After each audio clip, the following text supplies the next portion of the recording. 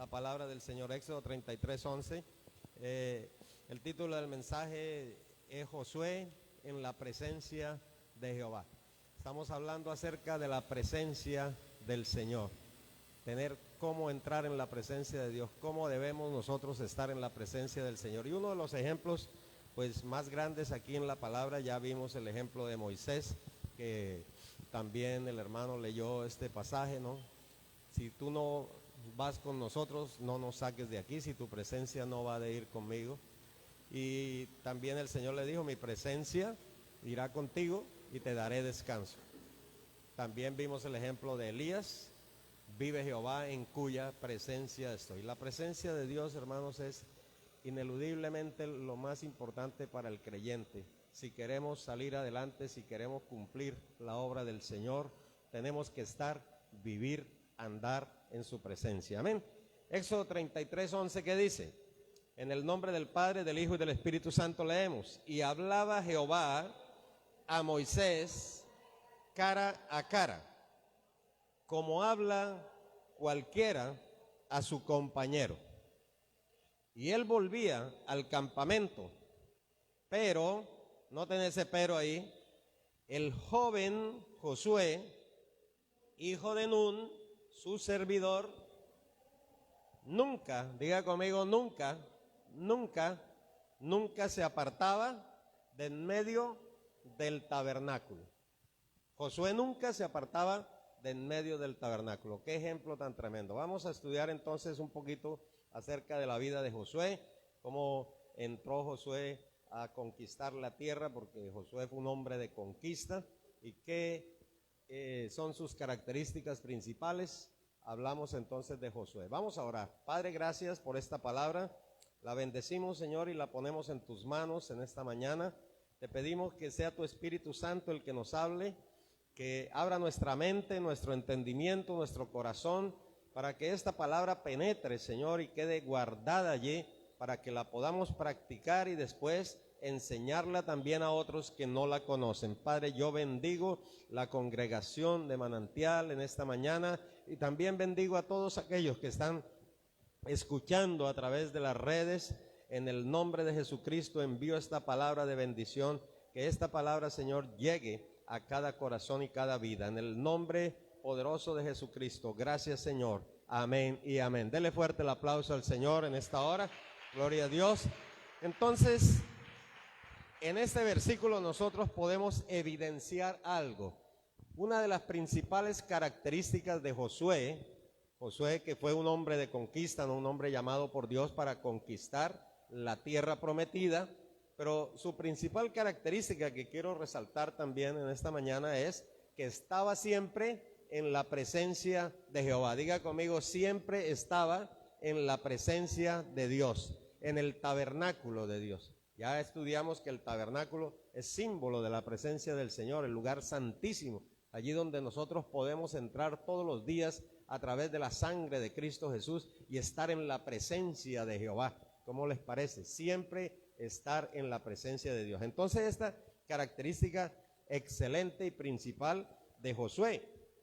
Josué, como lo dije, era un hombre de conquista y fue uno de los un personaje bíblico llamado por Dios para conquistar la tierra prometida, la tierra de Canaán.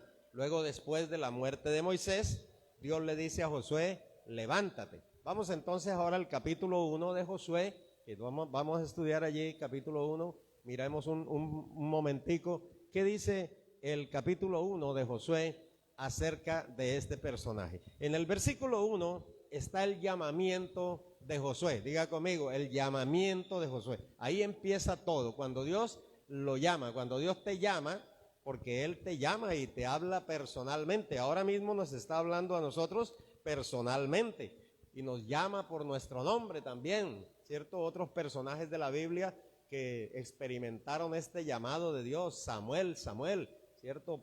Saulo, ¿por qué me persigues? Y aquí entonces Dios, aquí dice en el capítulo 1, versículo 1 lo siguiente: aconteció después de la muerte de Moisés, siervo de Jehová, porque Moisés había muerto, él murió en el monte Nebo, subió, dice la Biblia, a los 120 años de edad, y el Señor le permitió ver la tierra prometida desde el monte Nebo, que quedaba al otro lado del río Jordán. Y entonces dice la Biblia que sus ojos nunca se oscurecieron y que su vigor tampoco le faltó para subir. Imagínense esa montaña. Allí murió Moisés. Pero ahora, después de la muerte de Moisés, entonces Josué, no sé en qué condición estaba aquí, pero dice la Biblia que Jehová le habló. Porque Jehová habla, diga conmigo, Dios habla, diga, Dios nos habla y nos está hablando en esta mañana, amén. Dele fuerte el aplauso al Señor. Diga, aquí está Dios, está hablando a mi corazón. Entonces le habló a Josué y le dijo, ¿cierto? Servidor de Moisés, y le dijo, versículo 2, ¿qué le dijo? Mi siervo Moisés ya murió, ha muerto, ya murió, porque quizás estaba en una situación de postración, no sabemos cómo estaba Josué, pero el Señor le dice, levántate. Y a ti también te dice lo mismo en esta mañana, dígale al que está al lado, levántate, porque de pronto estás en una situación ahí de adormecimiento, en una situación que sí, que no, una situación que está todavía llorando al siervo, ¿no es cierto? Todavía, pero dice, Jehová le dice, oye, ahora te toca a ti, levántate, porque ya mi siervo Moisés ha muerto.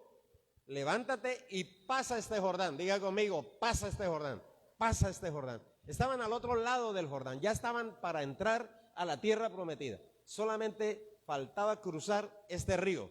Y ya al otro lado del río, entonces se encontraba Canaán, la tierra prometida, lo que Dios les había dado a los hijos de Israel, que lo dice también aquí. Los heteos, los heveos, los gergeseos, los jebuseos, todas esas naciones, 7 naciones que estaban allí al otro lado, eso era lo que tenía que conquistar Josué. Entonces seguimos leyendo, en el versículo 3 le dice, yo os he entregado, como lo había dicho a Moisés, todo lugar que pisare la planta de vuestro pie. Y le da los límites, y le dice, desde el desierto y el Líbano hasta el gran río Éufrates. Mire todo el límite que Dios le da, desde el desierto, Líbano hasta el río Éufrates, toda la tierra de los heteos, hasta el gran mar, ¿cierto? El mar Mediterráneo, donde se pone el sol, en el oriente, en el occidente, ¿no? Porque el sol sale por el oriente, se pone en el occidente. Será vuestro territorio, o sea, del oriente a occidente, ese va a ser tu territorio, de mar a mar. Desde aquí dice, desde el río Éufrates hasta el Líbano, el desierto, toda la tierra de los heteos, todo esto se lo voy a dar a ustedes. Más adelante vemos que son varias naciones, ahí vemos que son las naciones de los heteos, heveos, jebuseos, gergeseos. Aquí todos estos fueron los pueblos que tuvo que conquistar. Eso está en el 3:10, pero ahora lo leemos. Heteos, heveos, fereceos, gergeseos, amorreos, jebuseos. Esos son los pueblos a los cuales Dios llamó a Josué para que los conquistara. Diga conmigo, Josué era un conquistador. Dios lo llamó para conquistar. Dios nos ha llamado a nosotros para conquistar. No nos ha llamado a quedarnos quietos, como estaba diciendo el hermano ahora. Tenemos que salir a conquistar, a ganar almas. Para nosotros, aquí actualmente la conquista se trata de ganar almas para Cristo, de ir y hablar y testificar para que este lugar se llene y para que todo esto, como el Señor nos ha entregado, todo este lugar, dice, todo lo que vuestra planta, la planta de vuestro pie pisare. Versículo 3, ¿no es cierto? Yo les he entregado, como lo dije a Moisés, todo lugar que pise la planta de vuestro pie. Ahora, hay una garantía de éxito aquí en el versículo 5 que quiero que usted la mire conmigo un momentico, porque cuando Dios nos llama para tener éxito. Diga conmigo, cuando Dios nos llama a tener éxito. Él no nos llama a fracasar. Dígale al que está al lado, Dios no nos llama para que fracasemos. Cuando usted conteste el llamado de Dios, usted esté seguro que Él te llamó a triunfar, te llamó a conquistar. Él no te llama para que fracases y entonces seas un fracasado en la vida. No, para eso no llama Dios a nadie. Entonces en el versículo 5 dice nadie, y subraya ahí donde dice nadie te podrá hacer frente. Nadie te podrá hacer frente, garantizado. En todos los días de tu vida, toda la tierra dice aquí, Así como estuve con Moisés, estaré contigo. No te dejaré ni te desampararé. Esfuérzate y sé valiente. Ahora le pide algo a Josué. Yo voy a estar contigo, no te voy a dejar, no te voy a desamparar. Nadie te va a poder hacer frente, pero usted tiene que hacer algo, dice aquí el versículo 6, ¿qué dice?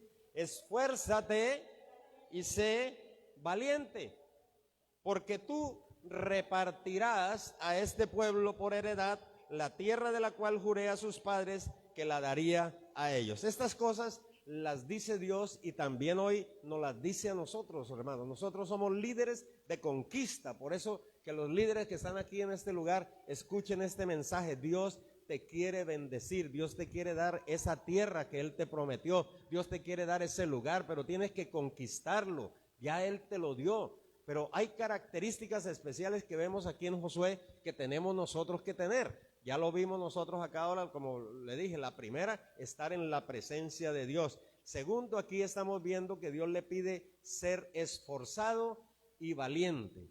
La palabra esfuerzo significa empeño, dedicación, desvelo, sacrificio. Hay que ser empeñados en hacer el trabajo del Señor. Hay que empeñarnos en hacer eso. Ser esforzados y ser valientes, no tener temor, porque Dios está con nosotros, para cuidar de hacer conforme a toda la ley que mi siervo Moisés te mandó. No te apartes de ella, ni a diestra ni a siniestra, o sea, ni a derecha ni a izquierda, para que seas, ¿qué? Prosperado en todas las cosas que emprendas, porque hay que emprender algo para ser prosperado, lógicamente. Si usted no emprende nada, pues ¿cómo va a ser prosperado? Entonces, Dios te llama para ser prosperado. Hay mucha gente que hoy en día critica, ¿no? La prosperidad, es que se predica de prosperidad, pero Dios habla de prosperidad, hermano, y bastante en la Biblia. Pero hay que cumplir ciertos requisitos, y uno de ellos aquí está muy claro. Dice, si usted quiere ser prosperado, primero tiene que emprender, ser un empresario, emprendedor. Pero también, si usted quiere ser un emprendedor, nunca se tiene que apartar este libro de la ley de tu boca. Lea el versículo 8 conmigo, dice nunca, y subraya la palabra nunca, nunca, nunca es nunca. Nunca se apartará de tu boca este libro de la ley, y levántalo ahí donde está. Este libro que se constituyó ahora como la Biblia, como la palabra de Dios, este libro es el libro de la ley. Nunca se debe apartar de nosotros, de nuestra boca, nunca se debe apartar de nuestra meditación. Siga leyendo, dice, sino que de día y de noche, por la mañana, por la tarde, de día y de noche, meditarás en él. Hay que meditar en esta palabra. Por eso les decía lo que dijo el salmista David: oh, cuánto amo yo tu ley, todo el día es ella mi meditación, todo el día meditando en la palabra del Señor. ¿Y saben lo que es meditar, hermano? ¿Alguien puede tener la definición de meditar? Bueno, alguien dijo también, otro predicador le escuché, que meditar es como lo mismo que hacen los rumiantes, las vacas, por ejemplo, que tienen 4 estómagos, ¿no? ¿Usted sabía eso? Tiene libro, bonete, panza y redecilla. Ahí les estoy enseñando biología. Libro, bonete, panza, redecilla. Entonces tiene que pasar de un estómago para el otro, después al otro, después al otro. 4 estómagos, hermano. Entonces eso se llama meditar en la palabra, porque mucha gente dice, no, yo leo la Biblia todos los días. Claro, la leemos, pero durante el día ni siquiera nos acordamos ni qué fue lo que leímos, ni cuál fue el versículo que nos mandaron por ahí por WhatsApp, ni nada de eso. Pero meditar, hermanos, es estar siempre recordando la palabra, usándola, hablándola y estar metido en esta palabra. Por eso que es una de las cosas importantes. ¿Para qué? Para prosperar. Dice, porque entonces, subraya ahí también esa palabra entonces, porque a veces, ¿por qué yo no prospero? ¿Y por qué hablan tanto de prosperidad y yo nunca he visto prosperidad, ¿no? Claro que todo el mundo quiere ver es prosperidad material, pero Dios es un Dios integral. Dios prospera en el alma, en el espíritu, y también prospera materialmente. Amén. Dele fuerte el aplauso al Señor. Gloria a Dios. Entonces, hermanos, hay que guardar todo y hacer conforme a todo, dice aquí a todo, lo que en él está escrito, porque entonces ahora sí harás prosperar tu camino y todo, otra vez todo, subraye, todo te saldrá bien. Amén. Gloria al nombre del Señor. Bueno, ahora sí que vimos nosotros estas características de Josué, nos vamos al capítulo 3, porque ahí en el capítulo 3 está el primer grande milagro que hace Dios con el pueblo de Israel pasando el río Jordán. Porque Dios le dijo a Josué desde el principio, levántate y pasa este Jordán. Esa es la orden, pasa este Jordán, porque hay que conquistar, hay que pasar al otro lado. Y allí entonces yo voy a estar contigo, no te dejaré, no te desampararé nunca, siempre voy a estar contigo. Y eso es lo que hizo Dios también con Josué. Pero antes de entrar al otro lado, había un escollo grandísimo que era el río Jordán. El río Jordán tenía que pasar tenía que pasar el pueblo, tenía que pasar esto, y entonces era un escollo bastante grande. Entonces, mire, ¿qué fue lo que hizo Josué? Vamos al capítulo 3, ¿cierto? Capítulo 3, porque allí juega un papel muy importante el arca del pacto. El arca del pacto es la parte central de este capítulo, en donde Josué sale de Sitín, dice aquí en el versículo 1, y se dirige al río Jordán para pasarlo y comenzar la conquista de la tierra prometida. El arca estaba hecha de madera de acacia y cubierta de oro. Contenía una porción del maná, la vara de Aarón y los 10 mandamientos, como ya nosotros lo hemos visto. Representaba la presencia de Dios y era sin duda la más preciada posesión de Israel. Siempre que salía Israel a una pelea, a una batalla, a algo, siempre tenían que llevar el arca del pacto, el arca de Jehová. Entonces veamos en este capítulo, hermanos, cómo Josué empieza a reunir el pueblo para alentarlos a pasar el río Jordán. Vamos al capítulo 3, versículo 1, que dice así, que dice, Josué se levantó por la tarde. ¿Cómo? Perdón. Se levanta. Ese sí sabía, porque para qué es la mañana, para levantarse, porque la noche es para dormir, el día es para trabajar. Entonces se levanta, ¿a qué horas? ¿A qué horas usted se levanta? Se levanta por la mañana. Entonces piénselo bien, se levantó de mañana, tempranito, porque hay que madrugarle al enemigo. Dígale el que está al lado ahí, dígale, en la mañana, porque tenemos que madrugarle al enemigo. Y entonces se levanta de mañanita, y él y todos los hijos de Israel salieron de Sitín y vinieron hasta el Jordán y reposaron allí antes de pasarlo. Antes de pasarlo. Es muy importante, hermano, la pelea, la batalla que tiene el cristiano, la batalla que tenemos nosotros es una batalla grande que tenemos que pelearla desde tempranito. ¿Y cómo la peleamos nosotros? A través de la oración. Por eso es tan importante, hermano, lo que decía también David, dice, Dios, Dios mío, de madrugada te buscaré, cual tierra seca y árida donde aguas no hay. Y en el libro de Job encontramos una joya extraordinaria. Job capítulo 8, del versículo 5 al 7 dice así, si tú de mañana buscares a Dios y rogares al Todopoderoso, si fueres limpio y recto, ciertamente luego se despertará por ti y hará próspera la morada de tu justicia. Y aunque tu principio haya sido pequeño, tu postrer estado será muy grande. Alabado sea el nombre del Señor. Fuerte el aplauso al Rey, porque Él vive por los siglos de los siglos. Entonces, la primera cosa que nosotros analizamos aquí es que tenemos que orar de madrugada para poder ganar la batalla.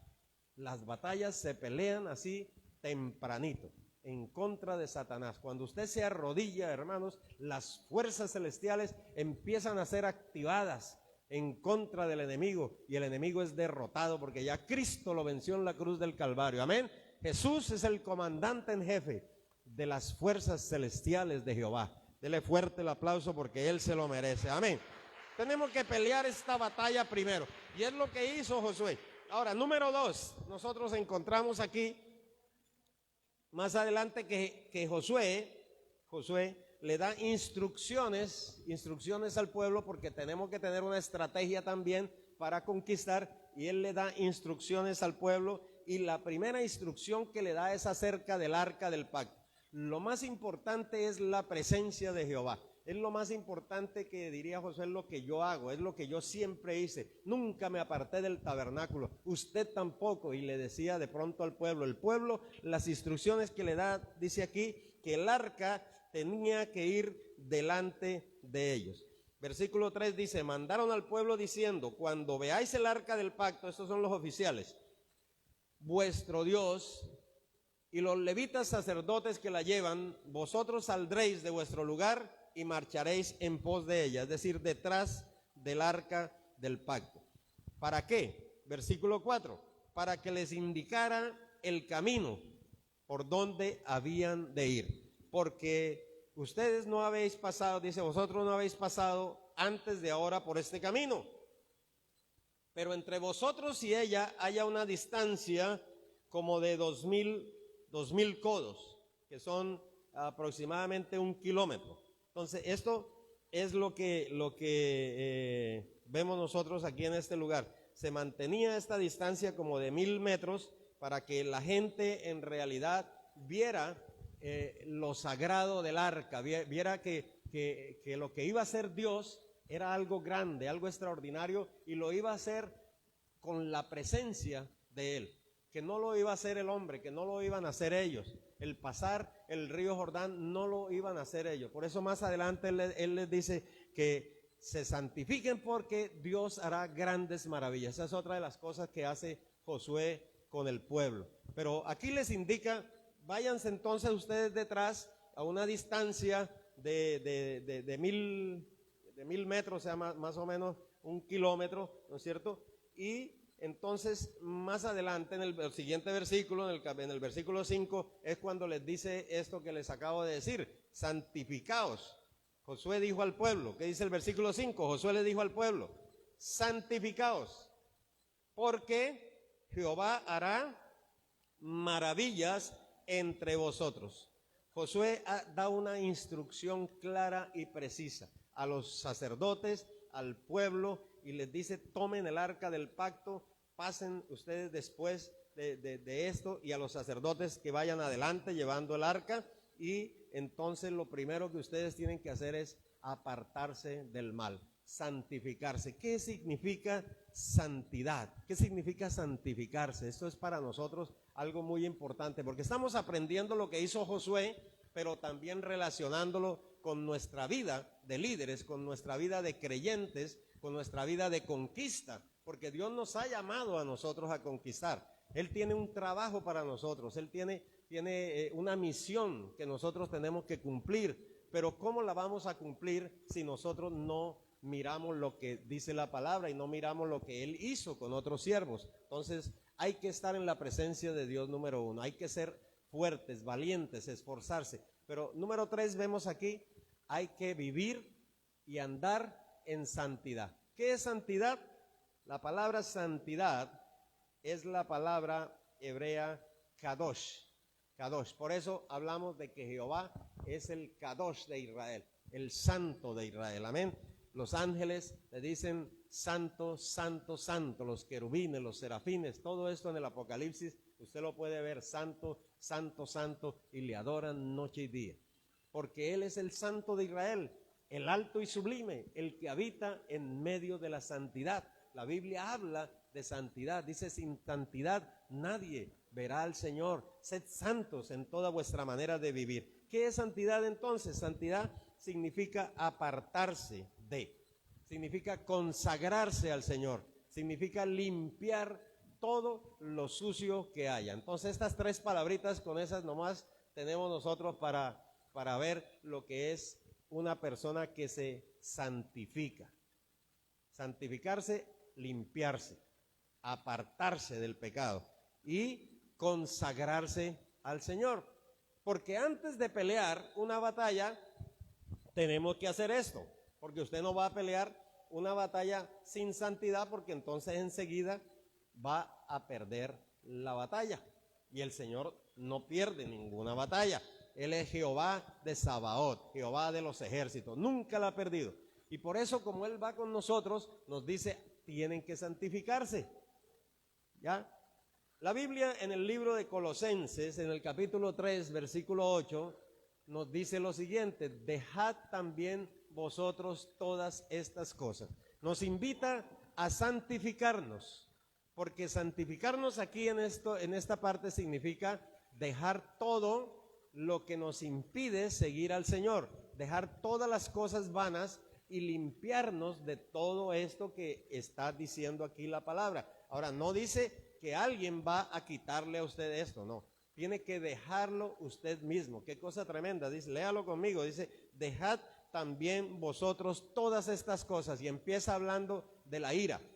Es que alguien me tiene que quitar la ira. No, usted tiene que dejarla. Deja la ira, deja el enojo. Es que yo soy así. Mire, el principal problema que tenemos nosotros, todos, ¿no? Los pastores y la iglesia en general, yo creo que es el principal problema es ese, que nosotros creemos que somos santos y no nos limpiamos de todas las cosas que traemos como de lastre, que traemos de atrás, porque cuando llegamos al Señor, pues Él nos limpia, ¿cierto? Con su sangre preciosa, pero el Espíritu Santo empieza a hacer una obra también de limpieza en nosotros para perfeccionar, y ahí es donde nosotros decimos, oye, yo tengo que ser santo, porque la Biblia dice que tenemos que ser santos, y hay que dejar todas estas cosas: ira, enojo, maledicencia, idolatría, adulterio, borracheras, dice aquí también, también dice, deje la murmuración, deje la mentira, deje el orgullo, deje todas esas cosas. ¿Por qué? Porque hay que santificarse. Cuando uno quiere conquistar, se tiene que limpiar, se tiene que consagrar al Señor de verdad. Ahora, en 1 Corintios 6:11 también lo explica el apóstol Pablo de la siguiente manera. Dice, esto erais algunos. 1 Corintios capítulo 6, versículo 11, ¿no? Esto lógicamente que empieza desde el versículo 9, cuando dice, ¿no sabéis que los injustos no heredarán el reino de Dios? 1 Corintios 6:9.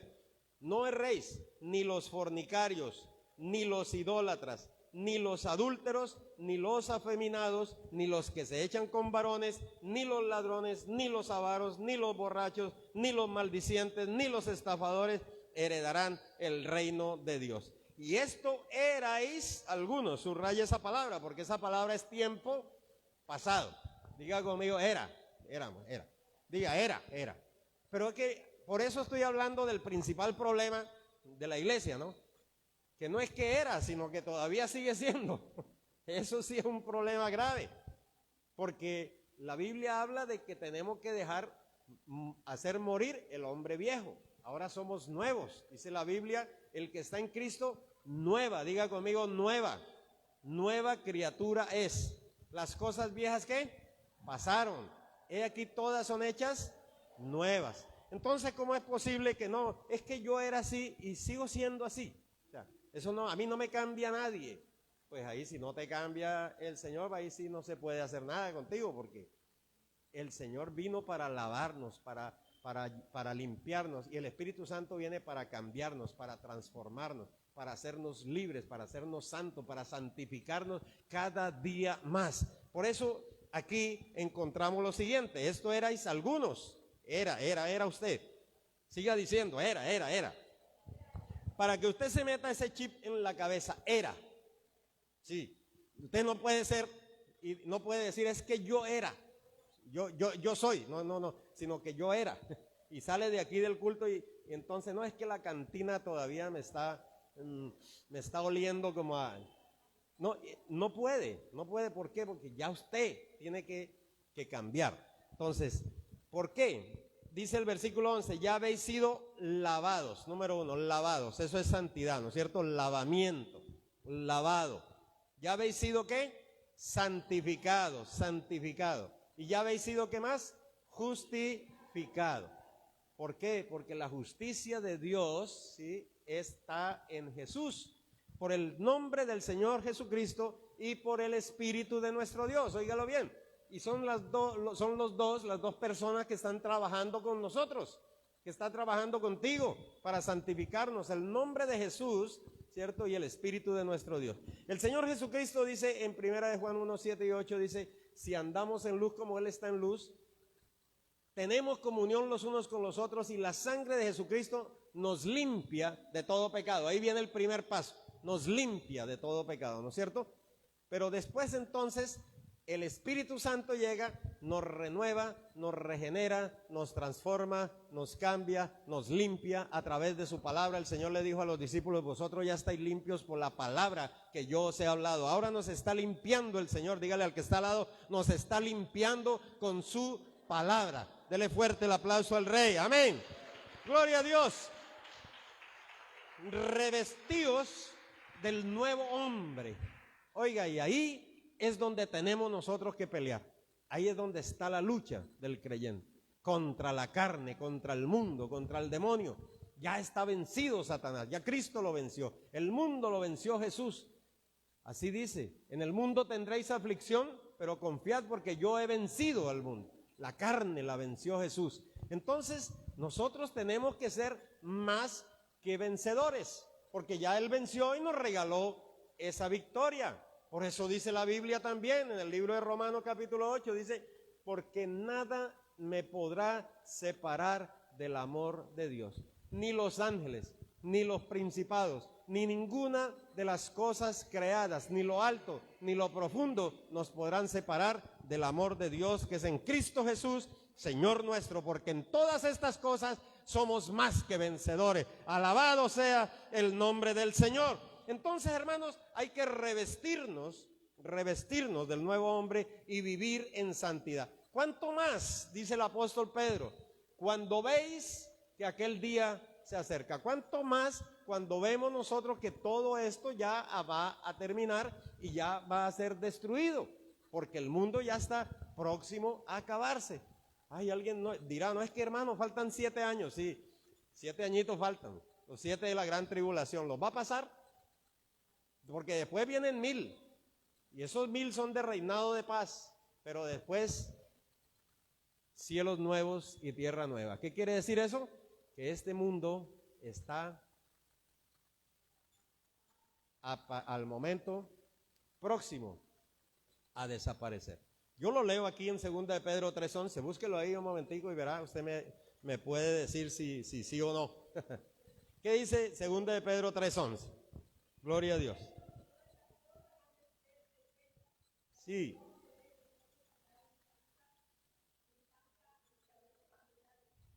Claro, es una pregunta que hace Pedro, ¿no? El apóstol. Puesto que todas estas cosas han de ser borradas del mapa, deshechas. Más adelante dice: los elementos ardiendo se fundirán. Elementos, todos los elementos químicos y elementos que hay aquí en esta tierra se van a fundir en el fuego, van a desaparecer. Entonces él pregunta: puesto que todas estas cosas han de ser deshechas, ¿cómo? Esa es una pregunta que hace. ¿Cómo no deben ustedes andar y vivir en santa y piadosa manera de vivir? ¿Sí? O sea, nos invita ¿a qué? A la santidad. Y por eso, hermanos, aquí hablando de santidad, como estamos viendo aquí a Josué, ¿cierto? La santidad es necesaria para conquistar. Si uno quiere conquistar, si uno quiere avanzar, si no se quiere quedar como está, si quiere seguir adelante, si quiere prepararse para la venida del Señor, si quiere buscar más del Señor, tenemos que santificarnos. Entonces estas características de Josué son excelentes, hermano. Estar en la presencia del Señor, ser un hombre de oración, porque se levanta tempranito, antes de la batalla, antes de empezar el día, se levanta a orar, se esfuerza, empeño, dedicación, sacrificio, ¿cierto? Y también, lo más importante, está siempre en la presencia del Señor. Y manda el arca adelante con los sacerdotes. Y dice la Biblia más adelante entonces que estos sacerdotes llevaban el arca, entraron en el Jordán. Ahora sí vamos a Josué capítulo 3, en el versículo 15. Josué capítulo 3, versículo 15, que dice: cuando los que llevaban el arca entraron en el Jordán, y los pies de los sacerdotes que llevaban el arca fueron mojados a la orilla del agua, porque el Jordán suele desbordarse por todas sus orillas todo el tiempo de la siega. Pero note lo que dice aquí, cuando los pies de los sacerdotes, este es un acto de fe extraordinario. Es un acto de fe que también en esta mañana yo quiero dejar sentado para que nosotros, todos nosotros, si necesitamos salir adelante con fe, tenemos que dar el primer paso. Porque esto es un paso de fe.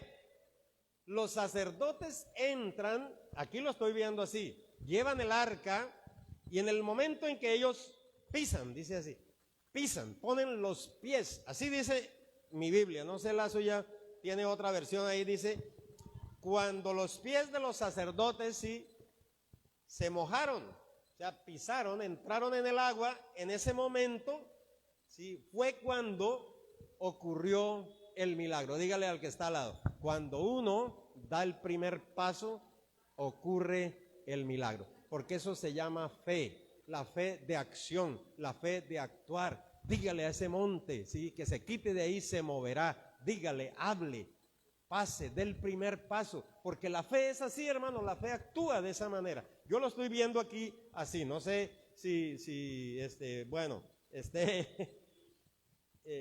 en discordante con alguien más, pero la fe aquí la veo cuando estos sacerdotes, claro, la presencia de Dios es la que hace este milagro. Dice el versículo siguiente, las aguas que venían de arriba se detuvieron como en un montón, lejos de la ciudad de Adán, que está al lado de Zaretán, y las que descendían del mar de Arabá, del otro lado, al mar salado, se acabaron y fueron divididas, y el pueblo pasó en dirección de Jericó. Pero los sacerdotes que llevaban el arca del pacto de Jehová estuvieron en seco, firmes en medio del Jordán, hasta que todo el pueblo hubo acabado de pasar el Jordán y todo Israel pasó en seco. Levante sus manos y diga, un milagro extraordinario, un milagro grande de Jehová, un milagro del Señor por su presencia, por vivir en su presencia, por andar en su presencia, por caminar en su presencia, por creerle a Él, hermanos. Es un milagro en tu vida ahora mismo, recíbelo en el nombre de Jesús, porque usted tiene que dar ese paso de fe, creerle al Señor. Aquí estoy hablando, predicándole acerca de Josué, que fue un hombre extraordinario de Dios, pero Dios te está hablando a ti, a tu corazón, a tu vida. ¿Cuál es tu milagro que necesitas? ¿Cuál es el milagro que necesitas? Quizá una sanidad, quizá el médico te ha desahuciado porque eso es lo que les corresponde hacer, ¿no? Tienes cáncer, ya no hay nada que hacer, yo no puedo hacer nada, pero hay uno que sí puede hacerlo por ti y se llama Jesucristo. Crea en Él, porque el milagro va a suceder. Amén. Gloria a Dios. Los israelitas cruzaron este río Jordán en la primavera, cuando se estaba desbordando, o sea, estaba en lo más grande el río. Dios escogió el tiempo en que el río estaba al nivel más alto para demostrar su poder, dividiendo las aguas para que toda la nación pudiera pasar en seco. ¿Quién podría detener la fuerza de las aguas del río, que según arqueólogos alcanza una velocidad de 7 a 8 kilómetros por hora en tiempo de la cosecha?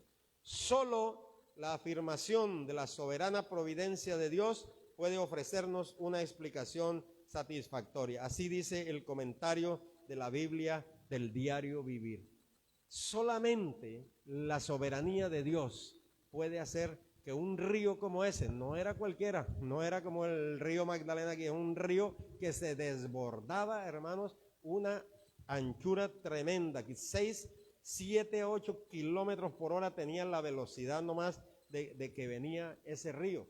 Y Dios la detuvo, Dios paró en seco. Así como había hecho también el milagro de pasar el Mar Rojo para iniciar la conquista, digámoslo así, para iniciar la venida a la tierra prometida, así está haciendo Dios un milagro extraordinario. Indefectiblemente, hermanos, la presencia de Dios ha de estar y permanecer en nuestras vidas si queremos lograr algo grande para la gloria del Señor. Si queremos conquistar, si anhelamos un milagro en nuestra vida, si queremos pasar al otro lado, si queremos vencer al enemigo, debemos buscar de madrugada la presencia del Señor, vivir una vida de santidad y poner la fe en acción. Dele fuerte el aplauso al Rey. Colóquese en pie un momento, hermanos, y deje que el Espíritu Santo ahora ministre tu vida.